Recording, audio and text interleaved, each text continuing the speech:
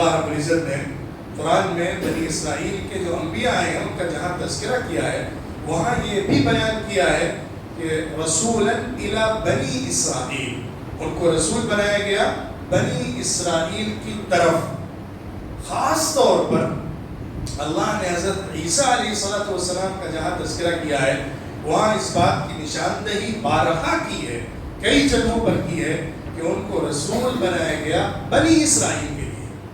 حضرت عیسیٰ علیہ السلام بھی پوری انسانیت کے لیے رسول نہیں بنائے گئے تھے، ساری آنے والی نسلوں اور قوموں کے لیے اور سارے ملکوں کے لیے رسول نہیں بنائے گئے تھے۔ حضرت موسیٰ علیہ السلام کو رسول بنایا گیا تو ان کو ان کی قوم کی طرف بھیجا گیا۔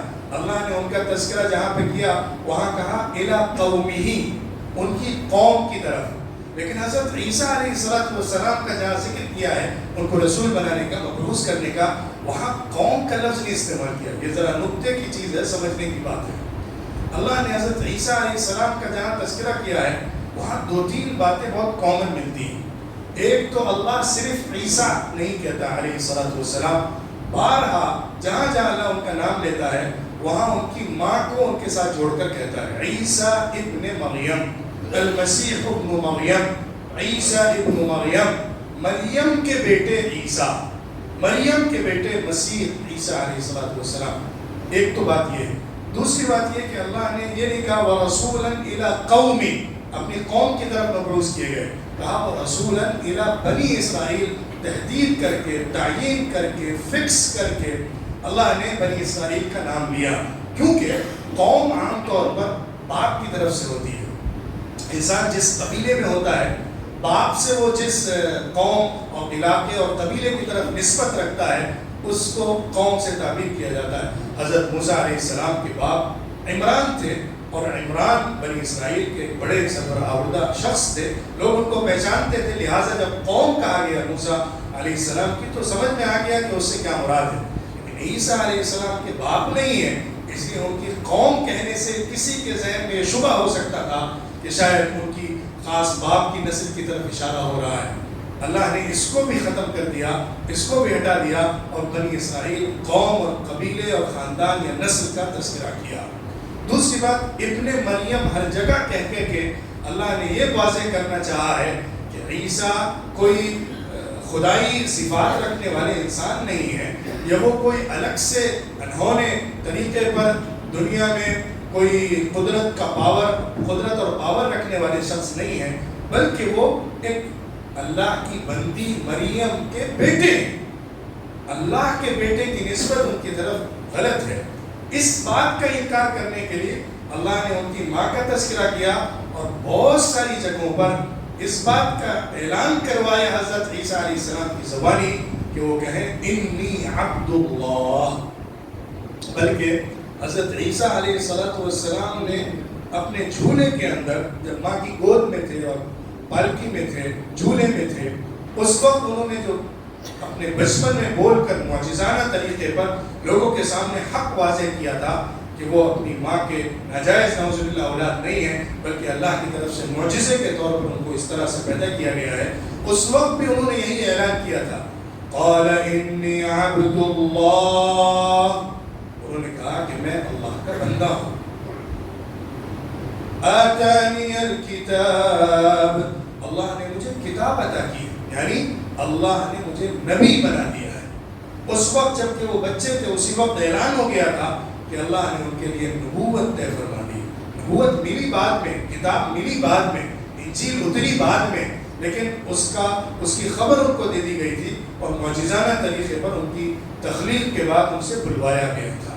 تو لن يستنكف المسيح أن يكون عبدا لله ولا الملائكة المقربون۔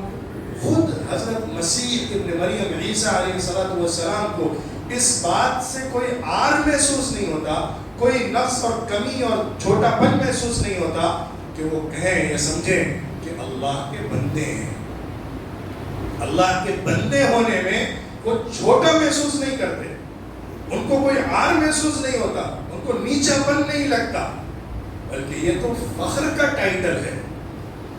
اللہ نے حضرت محمد صلی اللہ علیہ وسلم کا قرآن پاک میں بہت ساری جگہوں پر تذکرہ کیا ہے۔ نام سے صرف 2 جگہ محمد کے لفظ سے بیان کیا ہے، باقی جگہوں پر رسول اللہ، انت، انکا خطاب کر کے اللہ بات کرتا ہے۔ لیکن جہاں پر اللہ نے معراج کے واقعے کا بیان کیا ہے، اسراء کے واقعے کو ذکر کیا ہے، سورۃ الاسراء یا سورۃ بنی اسرائیل کی پہلی آیت، سبحان الذی اسریٰ بعبدہ لیلا من المسجد الحرام إلى المسجد الأقصى الذي باركنا حوله لنريه من آياتنا إنه هو السميع البصير۔ وہاں پہ اللہ نے حضور محمد صلی اللہ علیہ وسلم کے لیے عبد کا لفظ استعمال کیا ہے۔ حضور اکرم صلی اللہ علیہ وسلم کی سب سے زیادہ عظمت اور سب سے زیادہ بلند ترین مقام تک پہنچنے کا جو واقعہ ہے دنیا میں، وہ معراج کا واقعہ ہے۔ زمین سے اٹھا کر آسمانوں کی سیر کرایا جانا، اللہ سے ہم کلام ہونا، اللہ کی طرف سے ان کو خصوصی انعامات سے نوازا جانا، یہ وہ واقعہ تھا جو غیر معمولی واقعہ تھا۔ اس واقعے میں حضور اکرم صلی اللہ علیہ وسلم کو جس لفظ سے بیان کیا گیا ہے، جس ٹائٹل سے یاد کیا گیا ہے، وہ عبد ہے۔ اللہ کی عبدیت انسان کا کمال ہے۔ انسان کی تخلیق اللہ کی عبادت کے لیے ہوئی، بندگی کے لیے ہوئی، تو جو بھی بندگی میں جتنا اعلیٰ ہوگا وہ اپنی تخلیق کے مقصد میں اتنا ہی مکمل ہوگا۔ تو حضرت عیسیٰ علیہ السلام بھی اپنے لیے عبد کا لفظ استعمال کرتے تھے اور اس کو پسند کرتے تھے۔ فرشتے جو اللہ کے قریبی ہیں وہ بھی عباد اللہ ہیں، عباد الرحمن ہیں۔ اللہ کے علاوہ جو بھی جاندار مخلوق ہے وہ اللہ کی بندگی پر فخر محسوس کرتی ہے، اور اس کا امتیاز، اس کی بلندی، اس کی عظمت، گریٹنس، وہ سب کا سب اسی عبدیت میں چھپا ہوا ہے۔ تو حضرت عیسیٰ علیہ السلام کو اللہ نے عبد سے یاد کیا ہے کیونکہ وہ اللہ کے بیٹے نہیں ہیں، اور اس بات کی نفی بھی اللہ رب العزت نے قرآن پاک میں کر دی ہے۔ وقالت اليهود عزير ابن الله وقالت النصارى المسيح ابن الله ذلك قولهم بأفواههم۔ یہودیوں نے کہا کہ عزیر علیہ السلام جو ہے وہ اللہ کے بیٹے ہیں۔ نصارہ اور کرسچنز نے کہا کہ عیسیٰ علیہ السلام جو ہے وہ اللہ کے بیٹے ہیں۔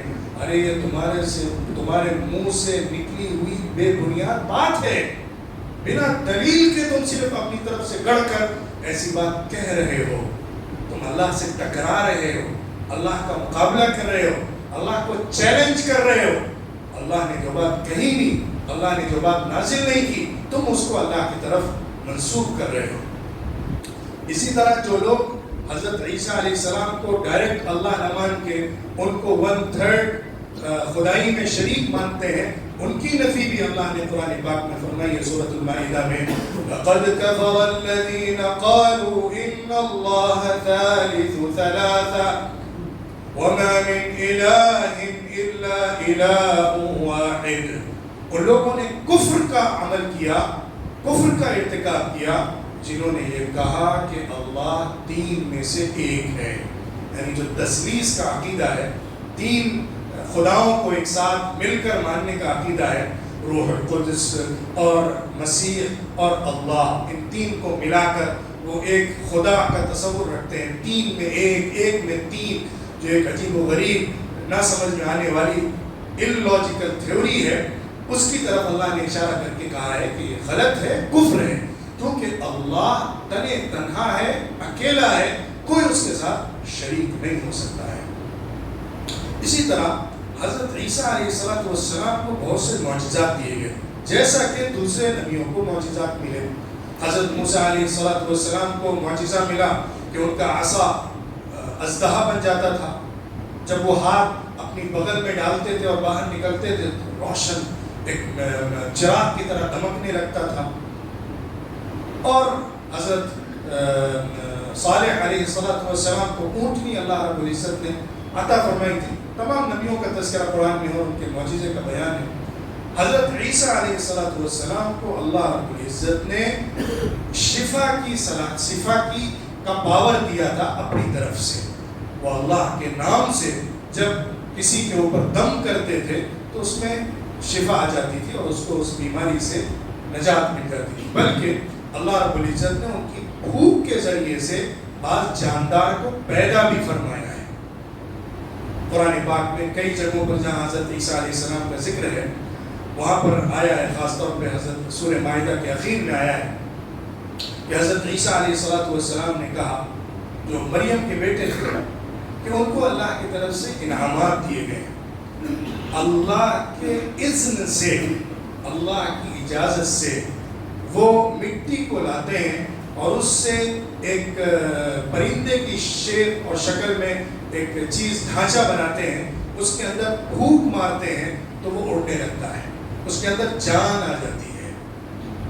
اسی طرح جب کسی کو کوڑ کی بیماری ہو جائے یا وائٹ دھبے جسم کے اندر برس کی بیماری آ جائے تو اس کے اوپر وہ ہاتھ پھیر دیتے ہیں تو وہ شفا پا جاتا ہے۔ یہاں تک کہ کوئی مر گیا تو اس کو بھی انہوں نے چھوا تو اس کو زندگی مل گئی۔ یہ واقعات استثنائی طور پر حضرت عیسیٰ علیہ السلام کے ذریعے سے بطور معجزے کے ظاہر کیے۔ ایسا نہیں ہوتا تھا کہ ہر دن ہر وقت وہ نئی مخلوق پیدا کرتے رہتے ہوں، ایسا نہیں ہوتا تھا کہ وہ نئے نئے پرندے بنا کے اڑاتے رہتے ہوں، ایسا نہیں ہوتا تھا کہ ہر بیمار کو ہر وقت انہوں نے اپنا کلینک کھول کے شفا خانہ تیار کر لیا ہو، ایسا نہیں ہوتا تھا کہ ہر مردہ جو بھی ہو جائے اس کو اس کے گھر پہ وہ جا رہے ہیں اور دم کر رہے ہیں اور وہ زندہ ہو جا رہا ہو، ایسا نہیں ہوتا تھا۔ یہ بطور معجزے کے ان کی طرف سے خصوصی واقعات ظاہر کیے ہیں اللہ نے ان کے نبی ہونے کی دلیل دینے کے لیے۔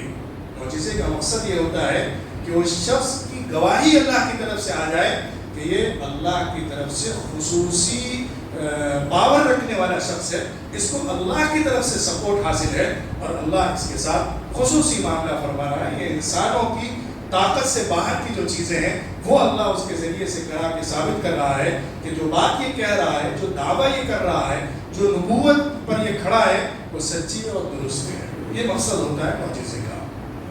تو حضرت عیسیٰ علیہ السلام کے ساتھ جتنے واقعات ہوئے اس تمام واقعات میں حضرت عیسیٰ علیہ السلام کی زبان بھی کہلوایا گیا اور اللہ نے بھی اس کا بیان کیا کہ یہ صرف اور صرف اللہ کے اذن سے ہو رہا تھا، اللہ کے اذن کی وجہ سے ایسا ممکن تھا۔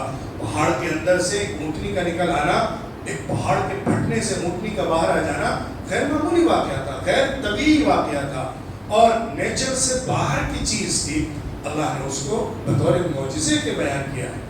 ایک لاٹھی کا اسلحہ بن جانا یہ نیچرل چیز نہیں ہے، اس کو اللہ نے معجزے کے طور پر بیان فرمایا۔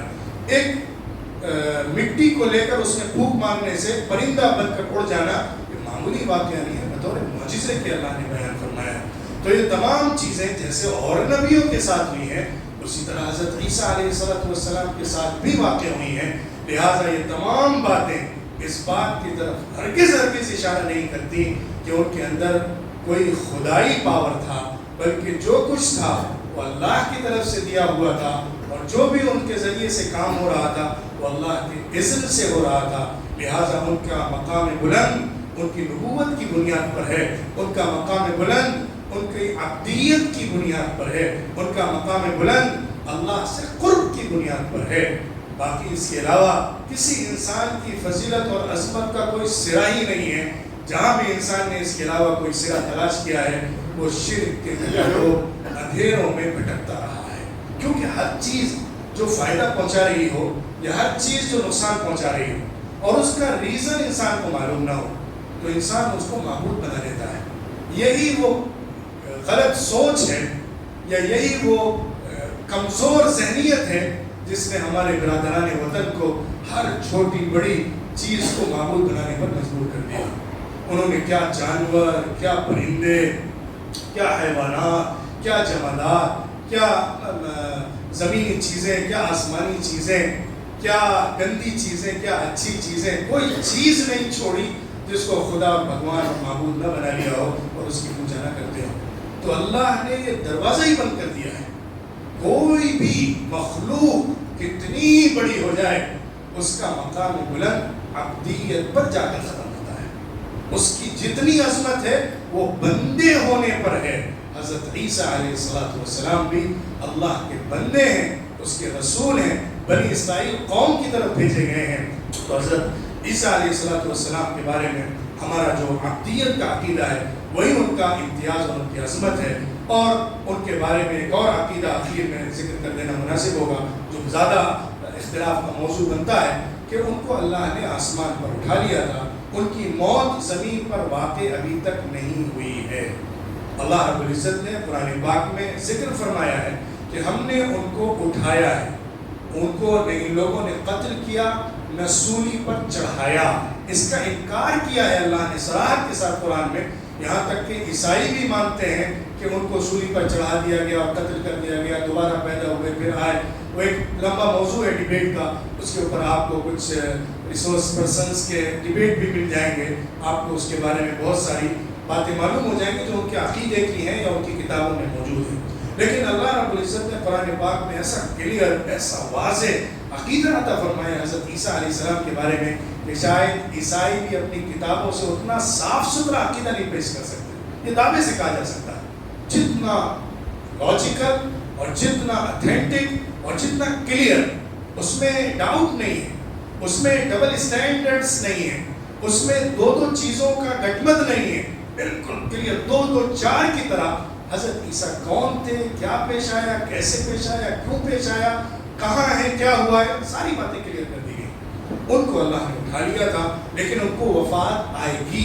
اس کا تذکرہ بھی اللہ نے سورہ آل عمران میں فرمایا ہے, انی متوفیکا, ہم تم کو وفات دیں گے. اس کا مطلب یہ ہے جیسا کہ حضور اکرم صلی اللہ علیہ وسلم نے کئی حدیثوں میں بیان فرمایا ہے کہ قیامت سے پہلے ان کو زمین میں اتارا جائے گا, وہ لوگوں کے درمیان رہیں گے, پھر ان کو وفات آئے گی, موت آئے گی, اور وہ دوبارہ سے وہ ایک پہلی دفعہ مریں گے زمین کے اوپر اور ان کی زندگی ختم ہوگی.